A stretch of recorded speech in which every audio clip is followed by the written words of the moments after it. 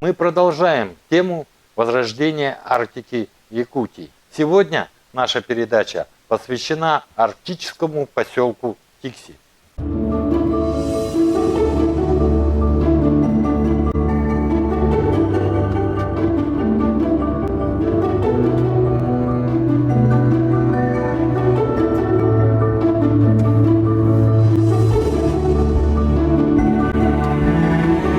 Нахожусь в морских воротах Якутии, в поселке Тикси. И сейчас мы расскажем немного о нем.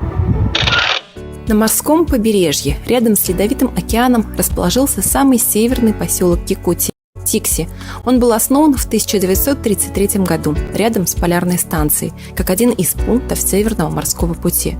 Рассвет этого населенного пункта пришелся на советские годы, когда шло активное освоение Якутии. Это требовало поставок большого количества оборудования. Снабжение шло в основном через северный завоз. Так доставлялось все необходимое, включая продукты питания и топливо. Морской порт был градообразующим предприятием.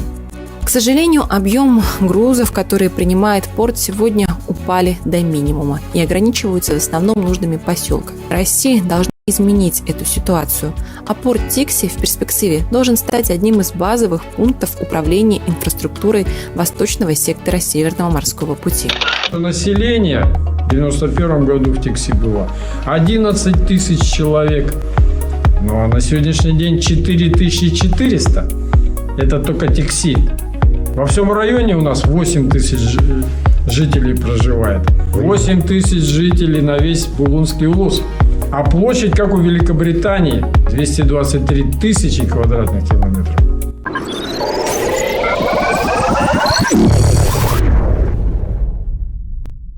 Когда-то я здесь жил, лет 30 назад я уехал только. Вот Лялькин Пуп, вот здесь проходило моего детства, насколько я помню. Мы все время туда лазили. Кстати, на лыжах катались, на санках. Любимым занятием было ходить вон туда, к морю.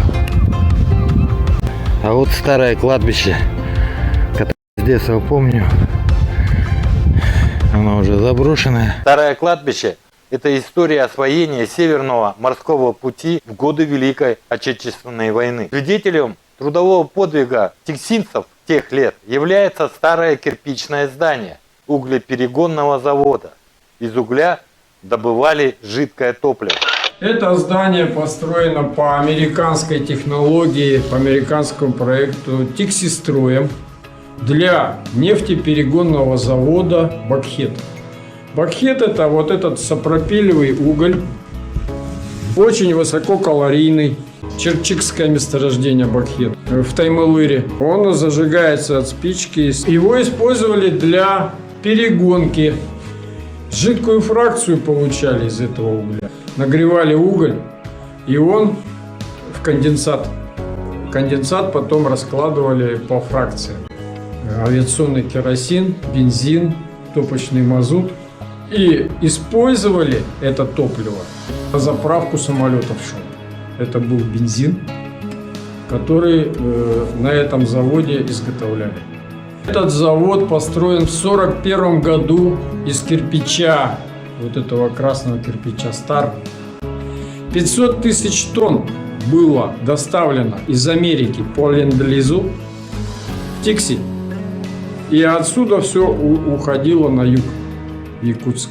Сам завод просуществовал до 1946 года. У нас были предложения 20 лет назад о том, чтобы передать его, например, общественной организации. Но он находится в частной собственности. Конечно, это здание нужно сохранить.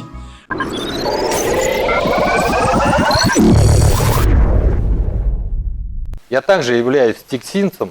Я в этом поселке прожил более 20 лет. Вот он, этот камень. Мы его почему-то называли черным. Здесь у нас пикники были, всегда отдыхали, семьями причем. Целое поколение здесь тиксинцев, которые осваивали Северный морской путь. Вот дом, который жил, а вот мамина работа, где она работала. Это была станция Северного морского пути. О, мамин пульт даже остался.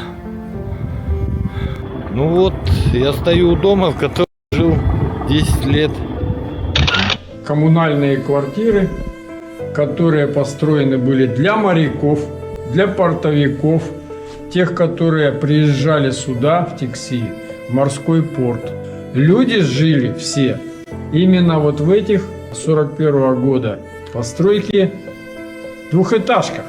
Эти двухэтажки сейчас все заколочены, брошены, потому что нет населения. Люди живут в новых домах. Снос старых домов необходим. Непонятно, почему этого не сделано до сих пор. Старые деревянные дома состоят из лиственницы. Еще бы послужили строительным материалом.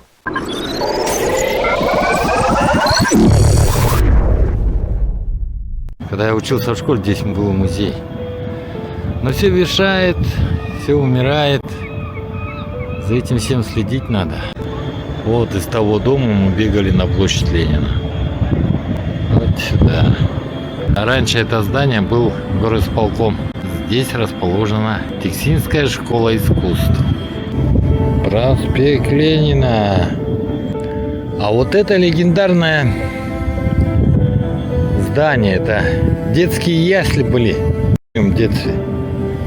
Я здесь ходил сюда. Теперь это управление ветеринарии. Детский сад «Солнышко». Ну, сюда я ходил. Было дело. А Тиксинская школа номер 1, которую я закончил, кстати.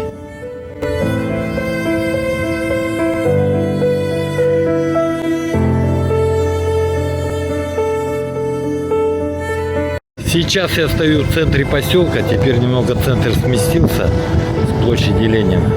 Теперь это рядом с храмом. Православный храм построен на месте старого клуба моряка, который сгорел давным-давно.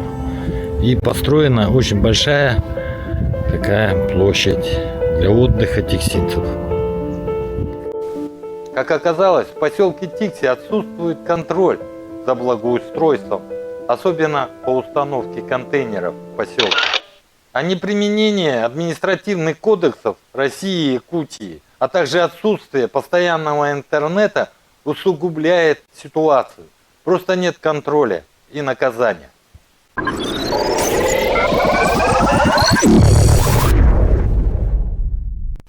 А жители многоквартирных домов сталкиваются с проблемами капитального ремонта.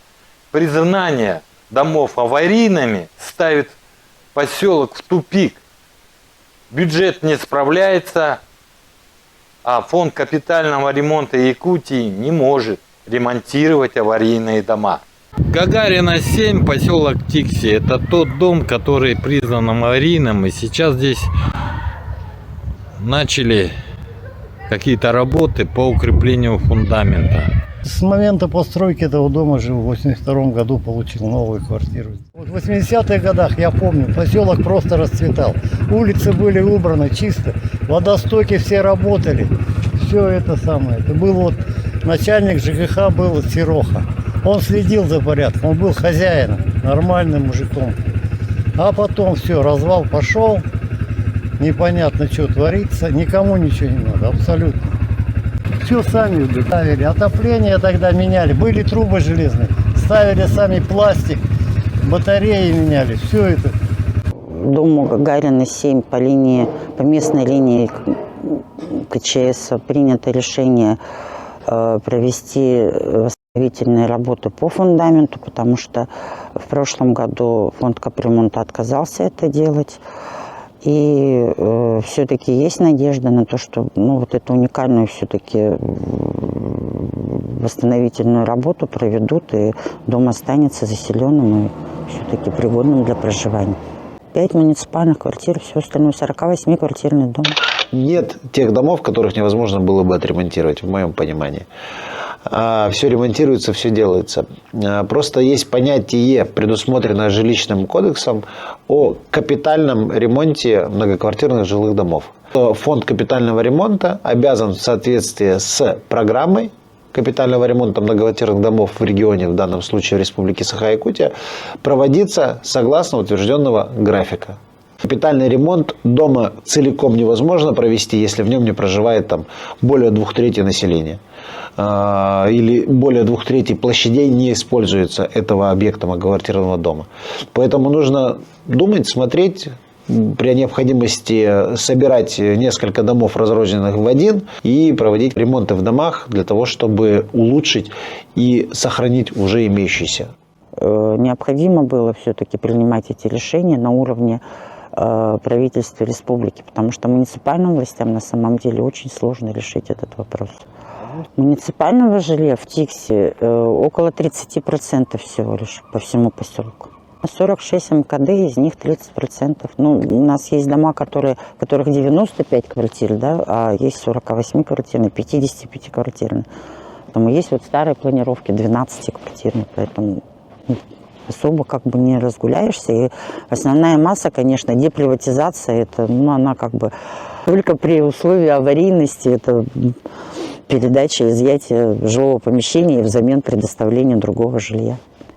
В поселке Тикси надо навести порядок в работе с управляющими компаниями, чтобы они были заинтересованы в сохранении жилого фонда, а не в признании домов аварийными. Я сейчас нахожусь на водоводе поселка Тикси. Вода из залива Нелелова поступает в питьевое озеро Мелкое, где смешивается. Смешанная вода вступает в котельный поселка Тикси. Вот этот водовод, который сейчас мы видели, там разрушение есть, это последствия той пурги, которая вот аномальная в этом году была, до 49 метров, она метров в секунду. Поэтому произошло промерзание, ну и спасло то, что в прошлом году был установлен вот резервный водовод. Ну вот на таких чурочках водовод и сделан. Здесь происходит ремонт сейчас резервного водовода. Сейчас они проверят весь водовод. После этого должно быть утепление.